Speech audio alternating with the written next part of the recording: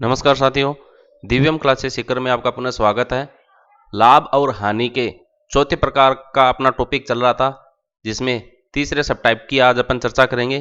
देखिए, इसमें क्या है, यदि बी वस्तुओं को बेचने पर ए वस्तुओं के क्रय मूल्य के बराबर का एक तो क्वेश्चन है और एक विक्रय मूल्य के बराबर का क्वेश्चन है, तो इन दोनों को एक ही टाइप में अपन देखेंगे। यदि बी वस्तुओं को बेचने पर ए वस्तुओं के क्रय मूल्य के बराबर लाभ या हानि हो तो प्रतिशत लाभ या हानि ज्ञात करनी है, और यदि बी वस्तुओं को बेचने पर ए वस्तुओं के विक्रय मूल्य के बराबर लाभ या हानि हो तो प्रतिशत लाभ या हानि ज्ञात करनी है। तो देखो, बी वस्तु को ए वस्तुओं के क्रय मूल्य के बराबर बेचते हैं, बी वस्तुओं को ए वस्तुओं के विक्रय मूल्य के बराबर बेचते हैं, तो लाभ और हानि किस प्रकार से ज्ञात करते हैं, इसको सबसे पहले अपन देखो अपना जो लॉन्ग टर्म है, लंबी विधि है, उसके अनुसार देखेंगे, उसके बाद में मैं शॉर्टकट पर चलूंगा। देखिए, सबसे पहला क्वेश्चन है इस पर, 15 अंडों को बेचने पर 3 अंडों के क्रय मूल्य के बराबर लाभ होता है, तो इस क्रय विक्रय में लाभ प्रतिशत ज्ञात कीजिए। 15 अंडों को बेचने पर 3 अंडों के क्रय मूल्य के बराबर, तो देखो हम ये मान के चले कि माना एक अंडे का क्रय मूल्य 1 रुपया है, फाइन।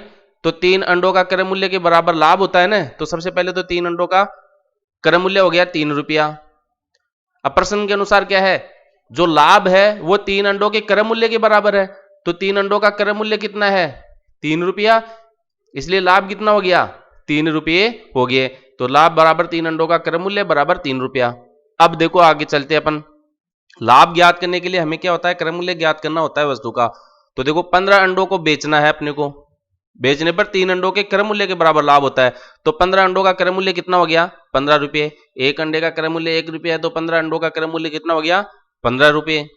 15 अंडों को बेचने पर लाभ कितना हो रहा है, 3 अंडों के क्रय मूल्य के बराबर, तो 3 अंडों के क्रय मूल्य के बराबर जो कि 3 रुपया हो गया। तो 15 अंडों को बेचने पर कितना लाभ हुआ, 3 रुपये का। अब देखो, लाभ अपने को मिल गया और क्रय मूल्य अपने को मिल गया 15, तो अब अपन 15 अंडों का विक्रय मूल्य देखो क्या होगा, 15 अंडों का विक्रय मूल्य, तो क्रय मूल्य प्लस लाभ, 15 अंडों का क्रय मूल्य प्लस उसमें लाभ जोड़ देंगे, तो वो अपने को क्या है, विक्रय मूल्य के बराबर है। एक वस्तु को 2 रुपये में खरीद कर 3 रुपये में बेच रहे हैं, इसका मतलब एक का लाभ है, तो 2 प्लस लाभ क्या हो गया, क्रय मूल्य प्लस लाभ किसके बराबर हो गया, विक्रय मूल्य के बराबर। तो मैंने इस तरीके से इसको लिखा है। ये जो चीजें हैं ये बेसिक्स क्लियर करेगी आपको कि किस तरीके से किन चीजों को सोचते हैं और किस प्रकार से इनको लिखते हैं, इसलिए मैंने इनको डिटेल में लिख रहा हूं। तो 15 प्लस 3 कितना हो गया, 18 रुपये। तो लाभ प्रतिशत क्या हो गया, देखो लाभ अपन ने ज्ञात कर लिया 3 रुपया, क्रय मूल्य ज्ञात कर लिया 15 रुपया, तो रखो सूत्र में 3/15 गुणा 100, 3 का भाग गया 5 बार, 5 का गया इसमें 20 बार, तो 20% लाभ अपने को हो गया है। अब वास्तविकता में देखो, इस क्वेश्चन को आप बड़ी और भी ज्यादा आसानी से कर सकते हैं। 15 अंडों को बेचने पर 3 अंडों के क्रय मूल्य के बराबर लाभ होता है, तो लाभ तो है 3 अंडों के बराबर, क्रय मूल्य कितना है 15 अंडों के बराबर, तो गुणा 100। तो और सूत्र क्या होता है, लाभ बटा क्रय मूल्य गुणा 100, डायरेक्ट रखो और हल हो गया। तो ये जो आपकी समझ है वो प्रैक्टिस करने पर और अधिक डेवलप हो जाएगी, आपका दिमाग अपडेट हो जाएगा, तो आप इन चीजों को और भी आसानी से पकड़ सकेंगे। मैंने आपको पहले की क्लासों में समझाया है कि प्रश्न क्या कहता है, उसकी प्रकृति को आपको समझना है और उस आधार पर आपको सवाल हल करना है। अब देखो, जब क्रय मूल्य बराबर होता है, बी वस्तुओं को बेचने पर ए वस्तुओं के बराबर लाभ हो और वो क्रय मूल्य के बराबर लाभ हो, तो इसको शॉर्ट में करने का जो सूत्र होता है वो ए बटा बी गुणा 100 होता है। इसको मैं शॉर्ट में भी अभी कर देता हूं। देखिए, ए बटा बी गुणा 100 होता है, तो यहां पर अपने को प्रॉफिट परसेंटेज डायरेक्ट मिल जाएगा। तो देखो, ए कितना है आपका 3 और बी कितना है 15 गुणा 100, तो वही चीज वापस आ गई जो अंत में मैंने लिखी है यहां पर, देखो इस सूत्र के अंदर और कुछ भी नहीं है, तो ये 20% आपको मिल गया है।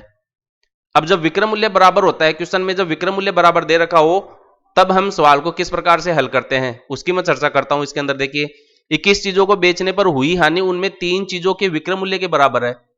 कितनी, 3 चीजों का जो विक्रय मूल्य है वो 21 चीजों को बेचने पर हुई हानि के बराबर है। 21 चीजों को बेचने पर कितनी हानि हो रही है, 3 चीजों के विक्रय मूल्य के बराबर। ठीक है, तो इन क्वेश्चंस को देखने पर आपको कभी भी ऐसे मन में हड़बड़ाहट या घबराहट नहीं लानी है, प्रकृति को समझो और आगे बढ़ो। तो सबसे पहले देखो, 3 चीजों का विक्रय मूल्य हमें ज्ञात करना पड़ेगा। तो 3 का 21 का सब किसी का भी विक्रय मूल्य ज्ञात करने हैं, तो एक चीज का जो है विक्रय मूल्य अपन मान के चलते हैं कि x रुपया है। माना एक चीज का विक्रय मूल्य कितना है, x रुपया है।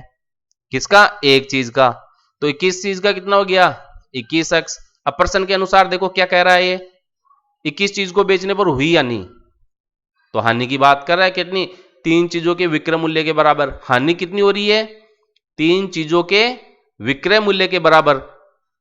तो बताओ हानि को, एक तो अपन देखो डायरेक्ट सूत्र ये होता है loss is equal to cost price minus selling price, और यह मैंने आपको बता रखा है कि प्रॉफिट और लॉस के लिए आप विक्रय मूल्य माइनस क्रय मूल्य लिखे, इसमें अगर प्लस मान प्राप्त होता है तो आपका प्रॉफिट होता है, और अगर माइनस मान प्राप्त होता है तो लॉस होता है। तो अगर आपको डायरेक्ट आपने समझ रखा है तो अच्छी बात है, नहीं तो एक चीज याद रखो, प्रॉफिट और लॉस के लिए विक्रय मूल्य माइनस क्रय मूल्य, प्लस के लिए लाभ और माइनस के लिए हानि। इसलिए देखो लॉस का सूत्र क्या हो गया, क्रय मूल्य माइनस विक्रय मूल्य। अब देखिए लॉस आपको दे रखा है 3x, लॉस कितना दे रखा है 3x, 3 चीजों का जो विक्रय मूल्य के बराबर आपको हानि हो रही है, तो एक चीज का विक्रय मूल्य x है तो 3 चीज का कितना हो जाएगा 3x, तो यहां पर आपका हानि कितनी होगी 3x। और क्रय मूल्य आपको ज्ञात करना पड़ेगा, विक्रय मूल्य आपको 21 चीज का 21x दे रखा है, तो यहां से क्रय मूल्य ज्ञात करने के लिए इसको इधर ट्रांसफर कर देंगे तो 24x आ जाएगा, 21x प्लस 3x बराबर 24x। तो आपको क्रय मूल्य मिल गया, आपको हानि मिल गई आपको। तो परसेंटेज प्रॉफिट और लॉस ज्ञात करने के लिए आपको क्या चाहिए, लाभ या हानि और क्रय मूल्य। अब देखो हानि दे रखा है तो हानि आपकी 3x है, क्रय मूल्य 24x है, रखो मान 3x बटा 24x गुणा 100, x से x कटिया 3 का गया 8 बार, 8 का इसके अंदर डिवाइड करेंगे तो 25 बटा 2 यानी कि 12.5% आपको क्या हो रही है, इसमें हानि हो रही है। अब इसको देखो डायरेक्ट सूत्र के आधार पर अगर अपन करना चाहिए तो इसका शॉर्टकट का जो सूत्र है, जब विक्रय मूल्य बराबर दे रखा हो, बी वस्तुओं का विक्रय मूल्य जो है ए वस्तुओं के विक्रय मूल्य के बराबर हो, देखो बी वस्तु है और ए वस्तु है और इनका विक्रय मूल्य जब बराबर होता है तब आपका जो सूत्र है शॉर्टकट का वो ये रहेगा ए बटा बी प्लस ए, ए बटा बी प्लस ए। ये तो हानि के लिए दे रखा है। अगर इसके अंदर ये लाभ की बात करें तो वो चीज में मैं बता दूं, लाभ परसेंटेज ए बटा बी माइनस ए गुणा 100 करना है आपको।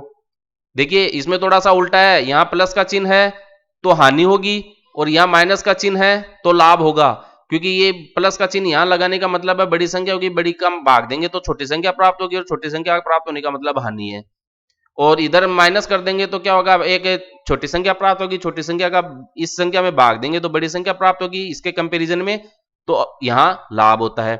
तो ये अन्य सवालों की तुलना में थोड़ा सा हटकर है, इस पर आपको विशेष ध्यान देना है। तो ए आपका देखो 3 है, बी आपका 21 है, हानि ज्ञात करनी है तो ए बटा बी प्लस ए करना है, तो 3 बटा बी का मान 21, ए का मान कितना है 3 गुणा 100, तो 3 बटा 24 गुणा 100। ये देखिए अभी अपन ने लास्ट में ये लिखा है 3 बटा 24, अक्स से अक्स कट जाता है तो 3 बटा 24 गुणा 100 ही मिलता है, तो यहां पर भी देखो अपने को हानि परसेंटेज के लिए क्या मिल रहा है 3 बटा 24 गुणा 100, 3 8 24, 8 का इसके अंदर भाग लगा देंगे तो डायरेक्ट उत्तर अपने को कितना मिलेगा 12.5% प्राप्त हो जाएगा।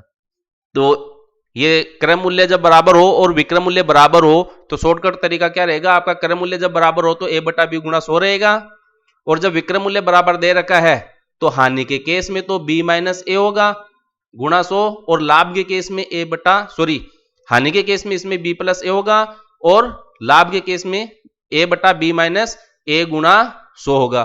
तो ये 3 सूत्र इस पर आधारित है, इनको आपको देखना है। मैंने लॉन्ग टर्म और शॉर्ट टर्म दोनों चीज आपको एक्सप्लेन कर दी है, किस प्रकार से इन क्वेश्चंस को हल करते हैं। लाभ और हानि ज्ञात करने के लिए देखो हमें क्रय मूल्य ज्ञात करना होता है, तो इन क्वेश्चंस में, इस प्रकार के क्वेश्चंस में अपने को क्रय मूल्य ज्ञात करने की ओर बढ़ना होता है। तो क्रय मूल्य कैसे ज्ञात करें ये आपको आ जाना चाहिए, कुल मिला के बात ये है। और विक्रय मूल्य, किसी भी सवाल के अंदर अगर आप क्रय मूल्य और विक्रय मूल्य ज्ञात करना सीख लेते हैं तो लाभ और हानि का ऐसा कोई सा भी क्वेश्चन नहीं है जो आप नहीं कर पाए, आपको किसी भी प्रकार के शॉर्टकट की आवश्यकता नहीं पड़ेगी। और मैंने आपको पहले ही बता रखा है कि शॉर्टकट कुछ भी नहीं है, लास्ट की जो बीच की जो स्टेपें होती है उनको गायब कर देते हैं, लास्ट में डायरेक्ट लिखते हैं और वो अपना शॉर्टकट हो जाता है।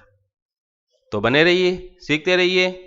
वीडियो अच्छा लगे लाइक करें, अपने दोस्तों के साथ शेयर करें, सब्सक्राइब करें, बेल आइकन जरूर दबाएं ताकि जैसे ही वीडियो बनाकर मैं अपलोड करूं उसका नोटिफिकेशन आपको प्राप्त हो सके और इस प्रकार की बेसिक मैथमेटिक्स को आप बहुत ही आसान तरीके से सीखकर फायदा उठा सके।